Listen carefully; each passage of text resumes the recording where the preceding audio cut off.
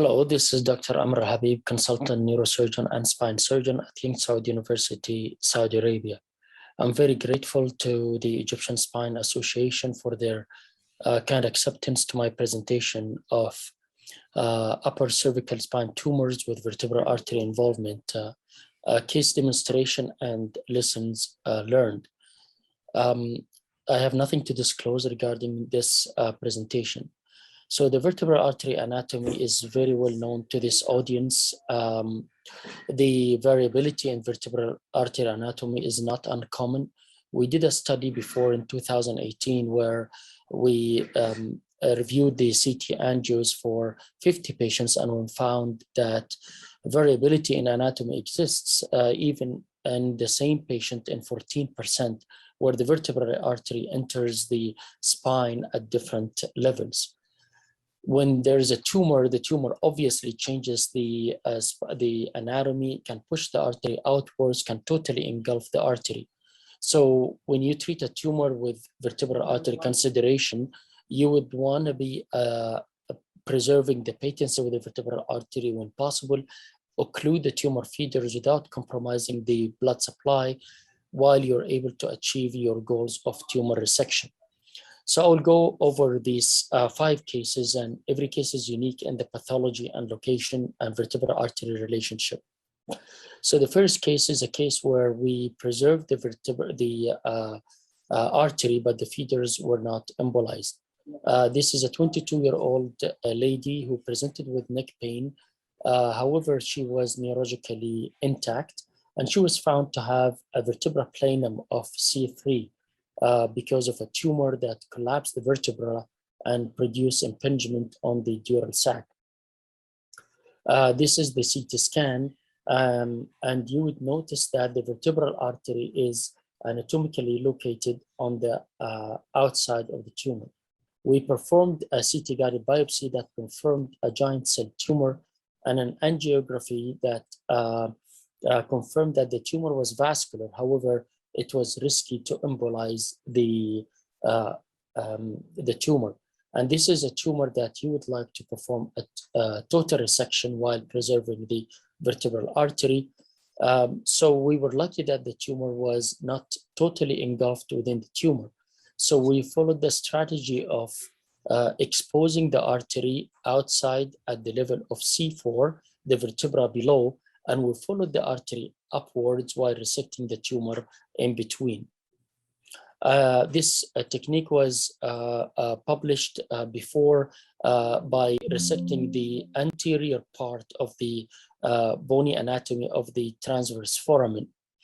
And we were able to achieve this way total resection. The patient was followed in our clinic for 2 years with a stable condition. She was then lost to follow-up. However, we found in the system appointments in other clinics up to 10 years after the surgery, and she was totally neurologically intact. Case 2, the artery was sacrificed. This is a 14-year-old girl with progressive neck swelling. She originally presented when she was only 6-year-old with neck pain. At that time, she had an MRI and found to have neurological deficit after the MRI. What was the tumor? This was the tumor in front of the upper cervical spine and going into the interdural space, interspinal space, compromising the spinal cord significantly. The neurosurgeon at the time resected the tumor from the spinal canal. She recovered very well, and she improved her neurological status, and she was asked to come back for consideration of the further removal of the rest of the tumor. However, the family declined.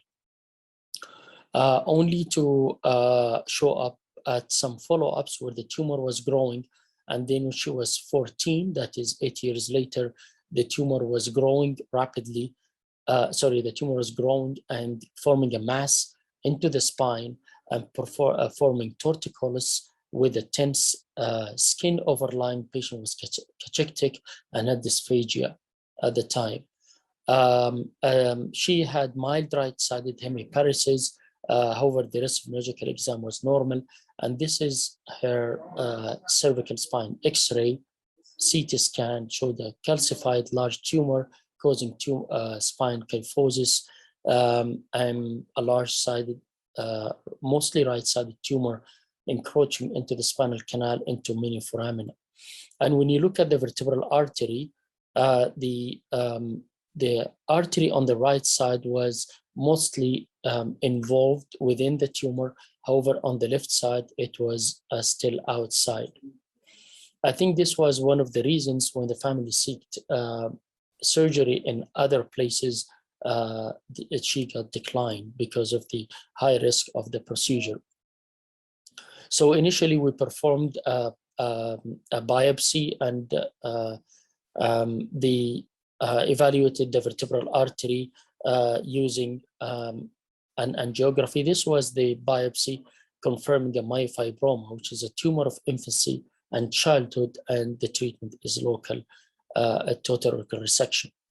So she was admitted for 4 months, where we helped her to increase her weight, controlled her pain, and with the surgical planning, we planned first balloon test occlusion of the vertebral artery with Dr. Riyad Al-Aqeli, who is an expert neuroradiologist.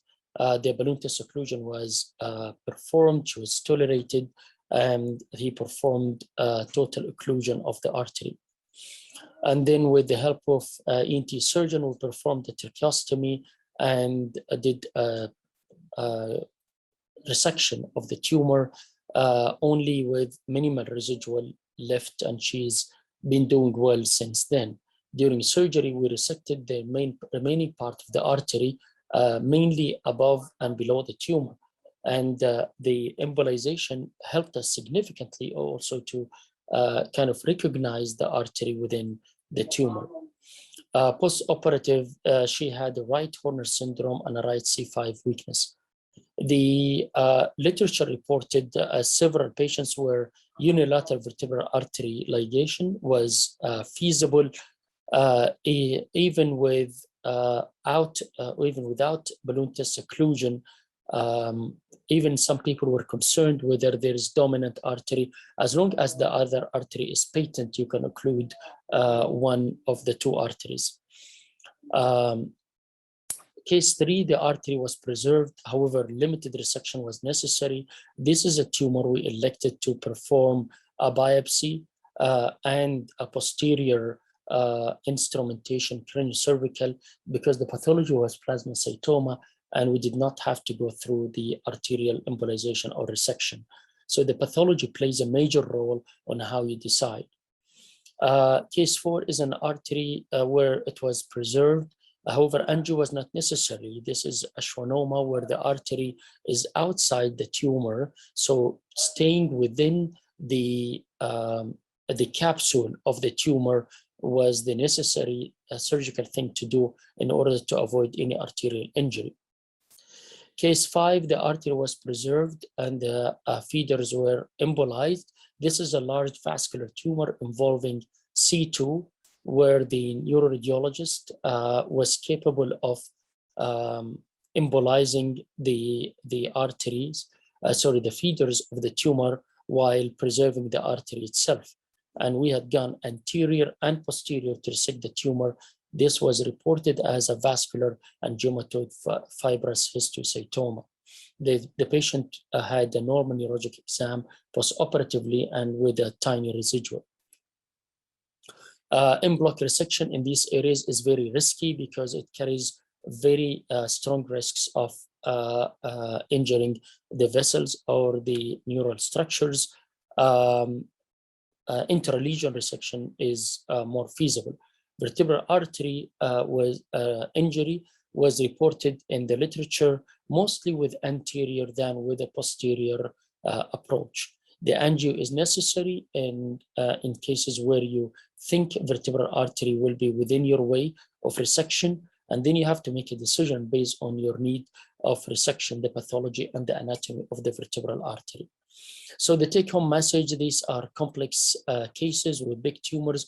Vertebral artery anatomy is one piece of the puzzle. You have to consider the pathology, the surgical risks, and exploring the vertebral artery preoperatively, and knowing the anatomy is required, and you need an expert neuroradiologist for that. And occasionally, avoiding vertebral artery altogether is a better solution. Thank you for inviting us, and I hope you enjoy the rest of this conference.